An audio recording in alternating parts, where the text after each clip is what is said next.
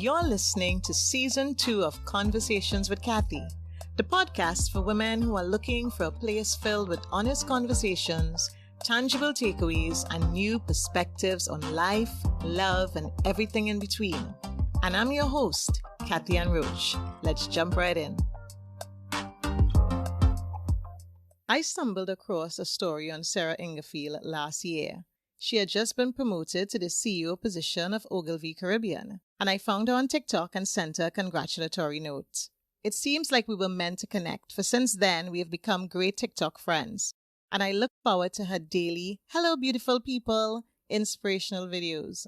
But like many of us, Sarah has had her share of heartache and heartbreak, but she has become stronger for it and shares her story with us. Let's jump right in to my conversation with Sarah. So Sarah, again, thank you so much for agreeing to chat with me. I don't know if you know or if you remember, I think I first saw you online. I think I saw a story about you getting a promotion or some sort of thing in the company. And I was like, I'm going to reach out to this woman and say, congratulations. I'm so happy for you. You know, this random thing that I do sometimes. Yes. And then I started following you on TikTok and I realized, we really had the same type of energy in terms of what we were sharing. And when I did connect with you, you were just so kind and so welcoming. I was so happy to really connect with you on that level. And now here we are having this conversation. And I just wanted to thank you for agreeing to chat with me. Thank you. And likewise, it's interesting how the universe sort of brings together like-minded souls. And I think that besides what's happening in my real life, TikTok has obviously become an important platform for many of us to communicate our messages. And, we are very aligned in terms of our messages of positivity, motivation, encouragement, empowerment of young women and men and children even. So I was more than happy to be part of this conversation with you. And I think what is interesting about or important about what we're going to talk about is that, just as you said, sometimes people see us online and we're putting out this story of empowerment and positive thinking and being happy. And sometimes people think that's how we are all the time, or that's how we've always been. And it's interesting sometimes to get the backstory of what got us to this place, or why we think it's so important to change the way that we view life and our relationships. There is a history behind that. So I'm really interested to hear how you went from not being the Sarah we see today to the Sarah that we're pleased to know today. Absolutely. I mean, I think it's fair to say who I am today, and this is a reminder for everybody that who you are is a combination of all of your life experiences, the good, the bad, and the ugly. And I don't know if I would say that I was not this person and then I became this person. I think I've always been this person. But very often in life, sometimes our experiences kind of take us off course a little bit. And we lose ourselves, we lose our path, we lose the connection with ourselves, and we feel lost. And the important thing is being able to kind of recognize that and come home to ourselves. I say that lots of people will say life is about finding yourself and finding your purpose. And I truly believe that it's about coming home to yourself. Right. You don't have to find something new. It's already within you. And it's about coming home to your true self. In my case, just to kind of give you a quick background to who Sarah is. I grew up born and raised in Trinidad, then educated in the UK, kind of traveled the world a fair bit. I've lived in 7 different countries and, always had this joy and passion for life and people. Always a very kind of hot foot sort of personality where I was kind of really very sociable, very active, wanted to be part of lots of different things. I had this just joy for life that I wanted to see and experience everything. So that was a huge aspect of my personality growing up. But what it also meant is that I was very much of the mindset of kind of living in the moment, hopping from one thing to the next and, really sort of having that constant kind of active mindset, which is great in many ways, but also quite challenging in some. I mean, I grew up in a Catholic family. I think it's worth mentioning that as well. And this is not a comment about religion or Catholic versus something else, but my Catholic upbringing certainly had an influence on my sort of belief system. And I think we were taught, life was about sort of getting your education, finding that partner, getting married, having children. And even as women, we have certain milestones in our life that we're sort of all plugging along towards. So I was raised in that sort of mindset. So of course, that aspect of it, coupled with my joy for life and this living in the moment and that sort of thing, meant that literally I was hopping from relationship to relationship from when I was 17 years old. I can't remember a time during my childhood when there was ever a time where I sat down and thought, who is Sarah? Who do I want to be? Who am I? Because I was already living it. I was just that sort of bustling energy of who I am today. My story really begins with that aspect of upbringing and that joy for life, coupled with the idea of just hopping from relationship to relationship, just loving life, loving people, loving relationships, and making the most of every situation. I never really stopped to think, is this what I want? Is this what I need? You meet a guy, you fall in love, and you just sort of like, well, this is what I'm supposed to be. I'm supposed to find the guy. I'm supposed to get married. I'm supposed to have kids before I'm 30 and all that sort of good stuff. And my story really is about this relationship and this marriage that I found myself into and how that sort of turned out. It was very much one of those situations where my love for this guy, coupled with my desire to settle down and find a partner and get married, really made me sort of ignore some of those early signs of that toxicity, that exists within many relationships. And I was seeing the little signs there, little arguments and sort of controlling behavior and things like that. But of course, I'm like, oh, it'll be fine. I am who I am. We'll be able to overcome anything. Yes. And so we got married. We were together for a good 4 years, moved to the UK together. So I was away from sort of immediate family and friends. And began living my life and we moved to the UK actually because of my career. So my life actually became sort of in two parallels. There was the Sarah that we had on the inside, which was this sort of loving, devoted, selfless partner with a man that I really, truly loved. But also on the other side of the coin, there was Sarah on the outside, who was this kind of high-flying advertising career, traveling the world, meeting and networking with all sorts of amazing people. And it just so happened those two worlds really were colliding at a point where I was under a tremendous amount of stress and pressure in my job.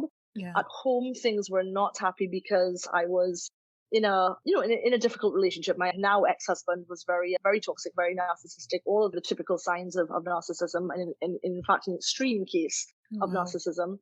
But I was so determined to thrive in my own life that I really ignored all of the damaging signs to myself.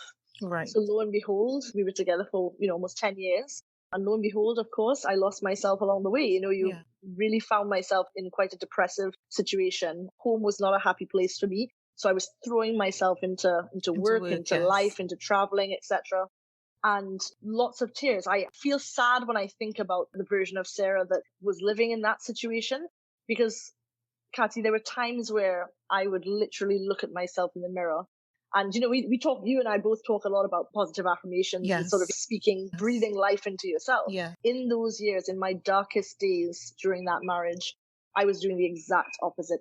Katy, I was standing in front of the mirror and I was speaking to myself, you are awful. You are unworthy of this love. You will never, no one will ever love you. It's almost like you can't do this. You deserve, you deserve this, and I think there was this aspect of deserve. And I was sort of like, what could I have possibly done in my life to deserve this type of life? Do you think he resented your success? I mean, you say that he basically packed up, quote unquote, his life to come live this life with you. Is it that the cycle that you're talking about of probably not being home enough for him? And this isn't justifying any of the behavior that came with his response to it. But do you think in retrospect that maybe some of that was his resenting your success or not being there enough for him? Do you think that was at the root of anything that he was doing? I do. I think that there were a number of factors. I mean, he also had a difficult upbringing in his whole life. He had an absent father. His mother wasn't, she had multiple jobs to sort of manage, their situation. So I don't think she was able to be necessarily the nurturing role that he needed her to be under those circumstances. So there was a difficult upbringing aspect of it. There certainly was a level of resentment present in the fact that my career was flying off and he was sort of like trying to keep up. And I genuinely think that he struggled with the person that I was. He liked the idea of who I was. This strong, very driven, passionate, joyful person. Obviously he struggled to cope with that, I guess, as a man. I want to be clear and say that I don't blame him, even now after everything that we've been through. And it was really traumatic, in the final years and in the years that followed.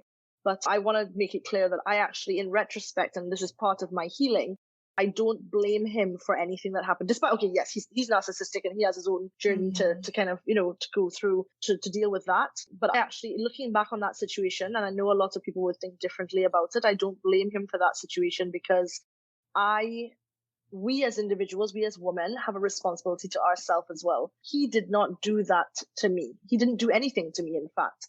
We allow certain behaviors to exist. Yeah. We allow certain aspects of our lifestyle to be what they are. We had in our situation, there was financial abuse. There was other women involved. There were lies, deception, physical, and lots and lots of mental and emotional abuse.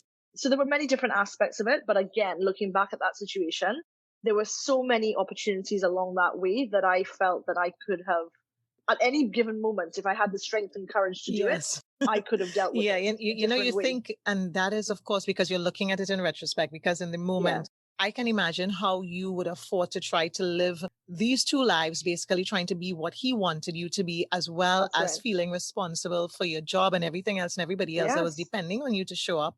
And then trying to be this person for this man who you loved and not being able to make these two ends or these two worlds mesh. And if he is toxic in his responses to not having you, because sometimes that's what happens. Somebody wants you so badly, and although you're giving them all that you have to give in that moment, it's not enough.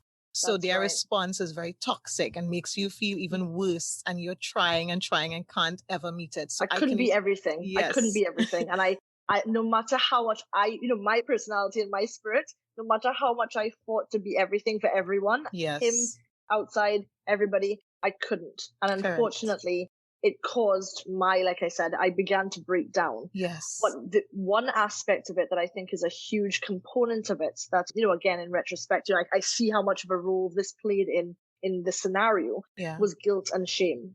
The guilt aspect of it, I felt terribly good.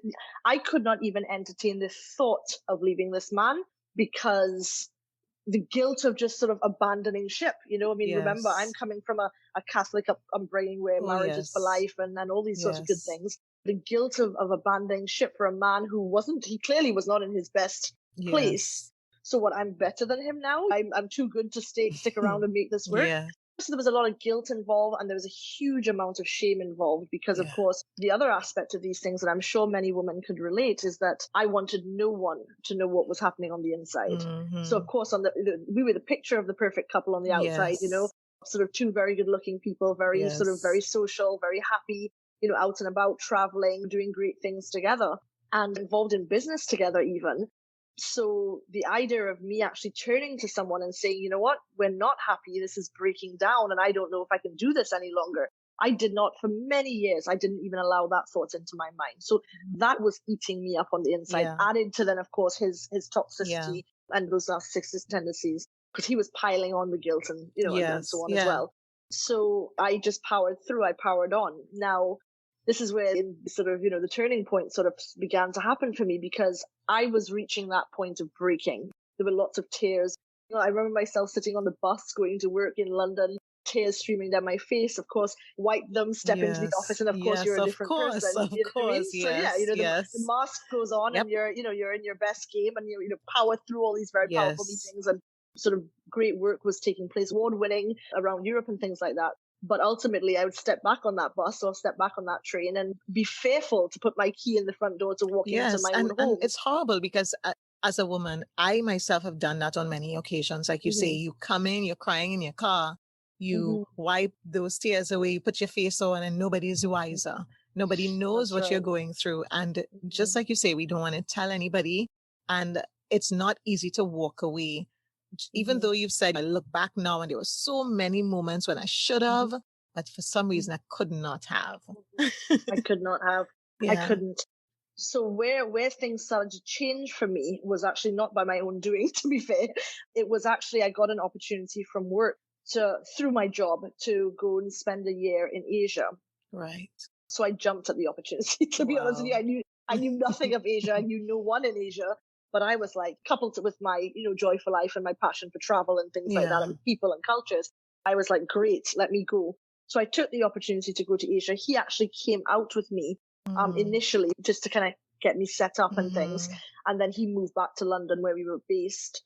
And I stayed in Asia. And the idea was that we would travel backwards and forwards for that year to see each other. Yeah. But I'll tell you what, though, Kathy, that year was the turning point for me, because it was the beginning of a turning point for me, because I realized that in 35 years of life, I had never spent any time alone.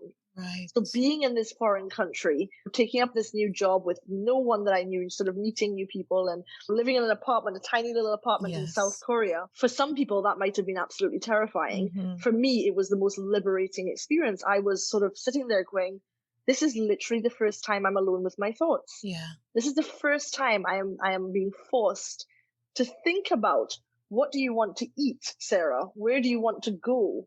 Yeah. What do you want to do with yourself this weekend? These are not thoughts that you have. If you're hopping from relationship to relationship, you're always Correct. thinking of you give up that sense of self, but you're thinking about the other person and their wants, their needs, their passions, and their drivers. Mm-hmm. And for me, sitting there alone in this little apartment in Asia, and I'm sort of saying to myself, my goodness, where do I, what do I do with myself? Because I don't know how to think for myself. So Yes. I think that was the beginning of a big wake up moment for me.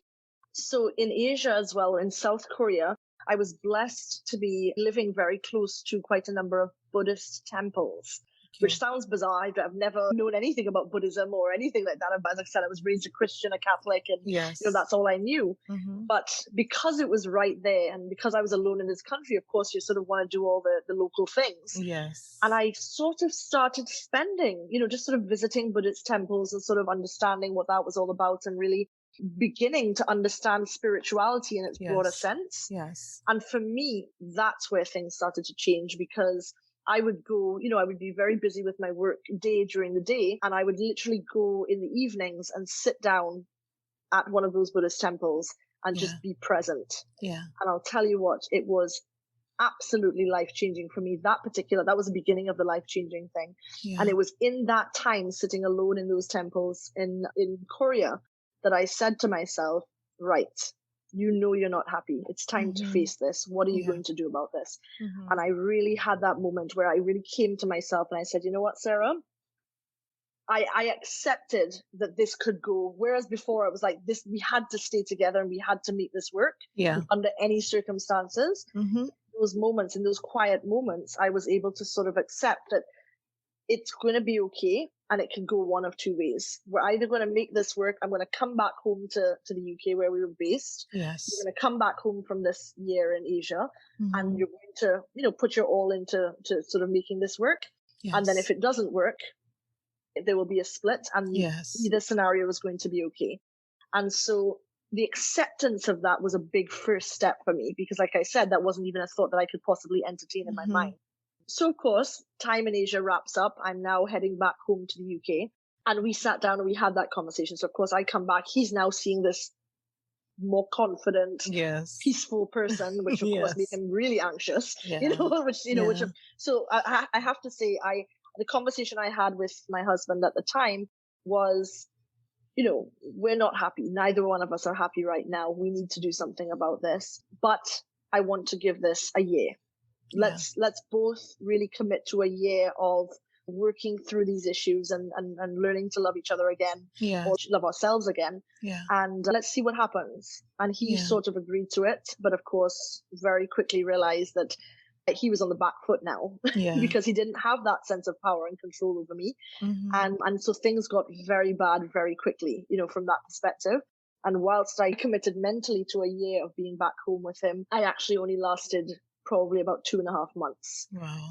Yeah. Because I woke up one. So this is, of course, like I said, 2.5 very, very, very difficult months where there was mental, physical, spiritual, sexual abuse sort of all at play during that time.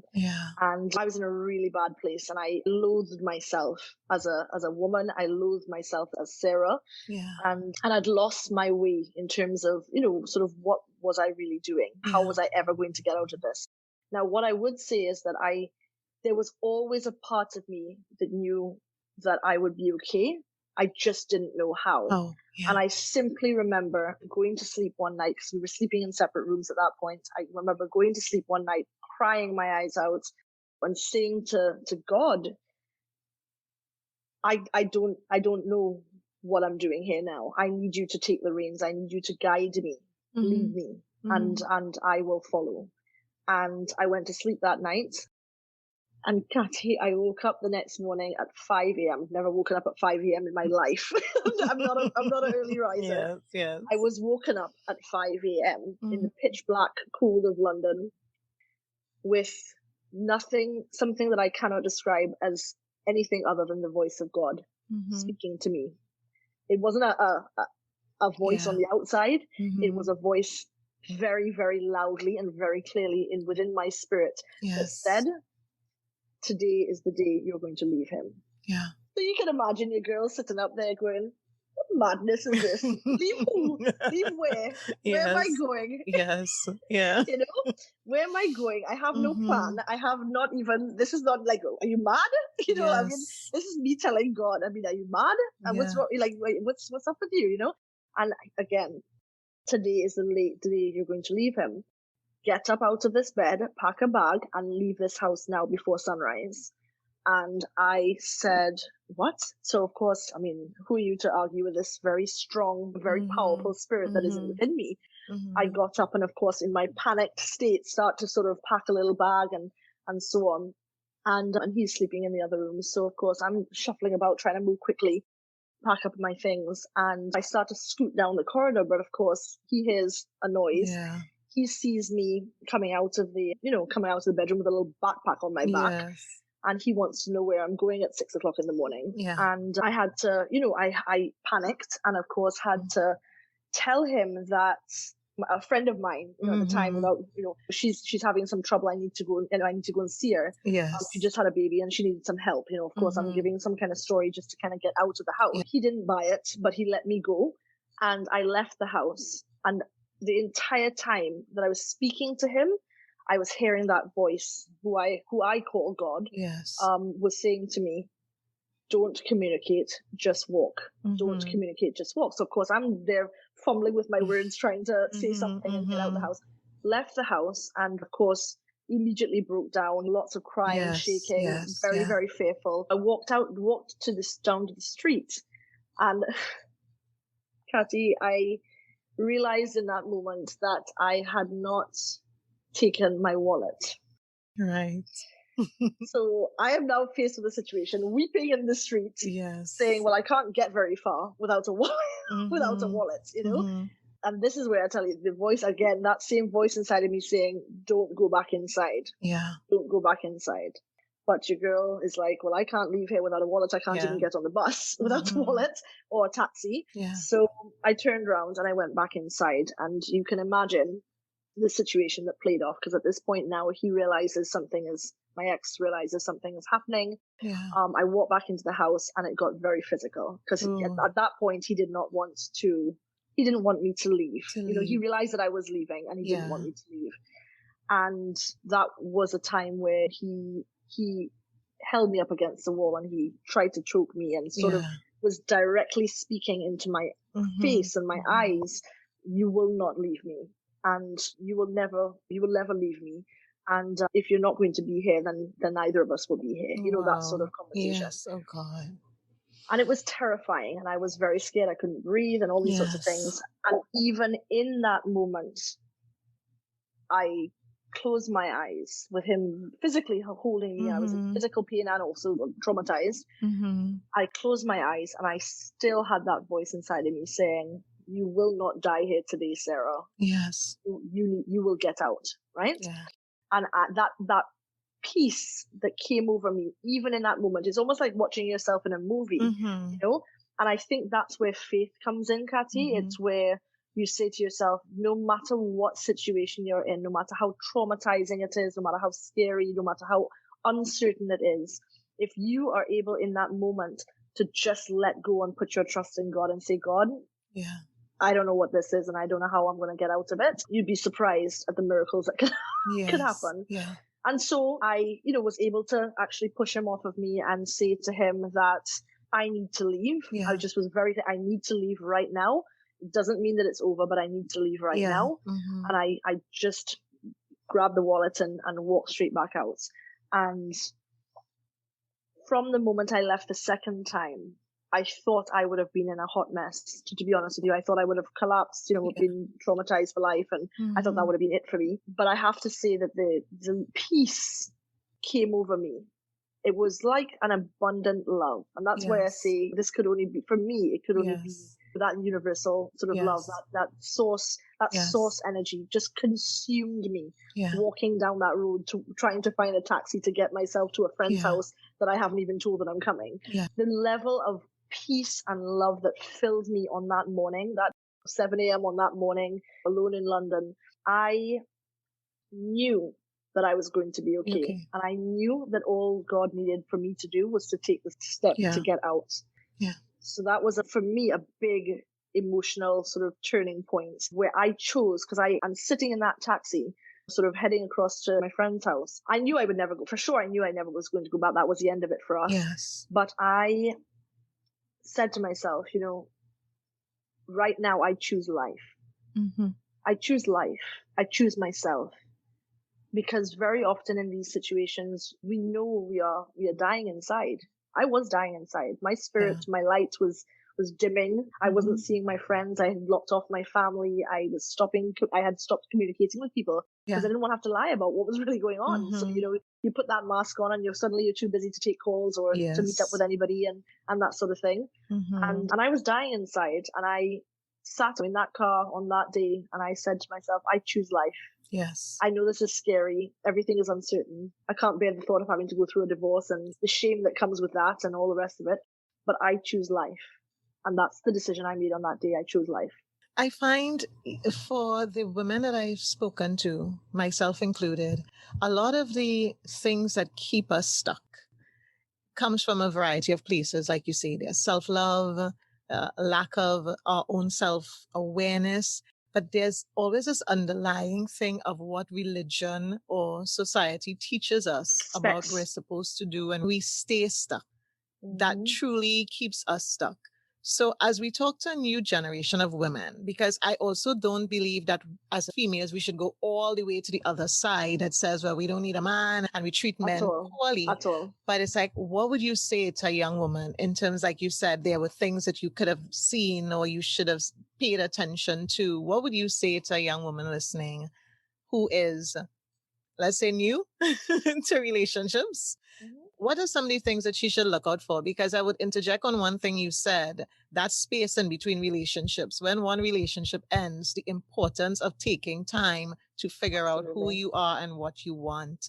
So what would you add?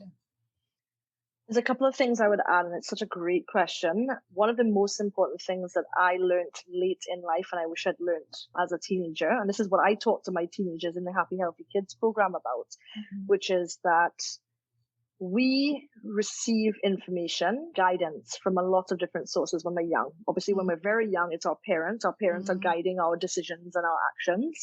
Then, of course, you start going to school, so your teachers and your peers are guiding that. So you're listening to your friends, you're listening to your teachers, you're listening to your parents. And then, of course, as you start to get into the workplace and, sort of as you get older, just more and more people are sharing their opinions, their views, their experiences with you. If you are not a conscious person, what you do is you actually just accept someone else's point of view as your own, right? And I think one of the greatest and most powerful lessons that we can learn in life is that, yes, listen to the advice of the trusted people in your life, that be your parents, your teachers, your closest friends who know you and love you. But at some point, have the ability to step back, absorb that information, understand what it is they're saying to you, and then make your own decision. Because what happened certainly in my case, I just sort of, I just took on, my parents, my church, my grandparents even. I took on everybody else's sort of idea of what life was, what relationships were, what a woman, should be like or could be like. And I sort of lived that. And I got stuck in that sort of mindset of, well, I can't leave. Because I had to get married. This idea of me being a single, sort of internationally traveling businesswoman was a bizarre one. It's kind of like, Sarah, you're not supposed to be in this high flying career. You're supposed to be at home minding children and and looking after a husband. So I think for me, first piece of advice is it's all good and well listening to the advice of others and taking the guidance of the people closest to you, but take that time to filter that with, how do I think about this? What do I believe?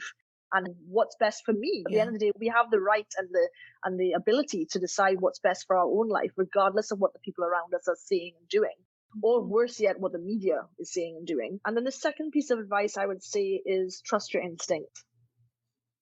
So to add to your point about taking that time in between relationships to be in stillness and be on your own and kind of learn yourself and understand yourself, it's also trust your instinct. I think every woman can relate to some of the things I've been saying, which is that, you know, when that person raises their voice or raises their hand or acts in manipulative ways, we shrug it off and we say, oh, it wasn't that, or oh, it's because of me, or I did something. When in fact, you know, deep down, it wasn't you. You know, it was them. And that instinct, that gut instinct, is a very powerful, powerful source of truth in our life. And I think in my situation, had I trusted my instinct before we'd even moved to England or got married or any of those sorts of things, then I'd be in a very different situation now. But to be honest, I don't regret anything, because had I not been through that experience that I've been through, I wouldn't be the person that I am today. So you know what? I don't have regrets at all. I look at it with gratitude and love. And I've been through an intense 3 or 4 years of healing, which I'm happy to share as well. But taking that time to heal is crucial. And coming home to yourself after any relationship, any tragedy, any grief that you're experiencing, it's important to heal from that and come home to yourself so that you can be strong and able on your own or in another relationship. So as we close, give me one of your strategies, one of your tips, or one of the tools that you use in your journey towards peace and healing. Mindful living. Mindfulness. One of the greatest things that I did for myself when I left my husband, I didn't think about seeing a counselor or seeing a therapist or seeking professional help, because I didn't realize what was going on was really that bad. I just thought it was just a shitty relationship, a poor relationship. And I just thought it was a poor relationship, and I had my part to play in it. He had his part to play in it. It just didn't work. That's sort of how I was thinking about it when I left this really, really toxic marriage. Yes. But it's only through a friend of mine encouraged me, saying, you know what, Sarah, you really should talk to somebody about it. Some of the things you've told me about it have been really kind of shocking, actually. And you need to go and speak to somebody. And I said, you know what, I'm not on that therapy thing, but through obviously the time that I spent in Asia and whatnot, I'd become to sort of understand things like spirituality and mindfulness and meditation and so on. So I'd come across a mindfulness coach. So it wasn't sort of much strictly a therapist per se, but it was a mindfulness coach. And I really liked that idea of sort of finding that sort of learning how to be present and learning how to process and release and things like that. So my mindful coach in those years, and I saw that mindful coach for 2.5 years, was absolutely life-changing for me. And I think if there's anyone who is going through any sort of uncertainty in their life, or is dealing with anxiety, depression, fear, marriage breakdown, issues with childhood and so on, mindfulness and learning how to process and release emotion and stay present, in your spirit is probably, and at peace. And I think that's probably one of the most powerful things that I can recommend. And mindfulness and meditation, despite that I'm not seeing a mindfulness coach professionally anymore, mindfulness and meditation is absolutely rooted in my everyday now. It's become such a crucial part of my life that every morning that I wake up, every night that I go to sleep, mindfulness and meditation are present. And that for me has been the biggest win in all of this, being able to kind of live my life. So yes, I can be hot foot Sarah and I can be this great, fun, social, active individual, but I can also come right back to myself at any given moment and find my peace and find my happiness right here within me. Thank you so much, Sarah. I really appreciate you taking time to chat with me. Brilliant. Thank you for listening to Conversations with Kathy. If you like the show, be sure to subscribe, rate, and review. It helps others just like you to find the show. And if you want to connect with me, you can find me on Twitter and Instagram as Kathy Ann Roach, or in my Facebook group, Conversations with Kathy, where we connect live, discuss the episodes, and share tips for improving our lives. So until next time,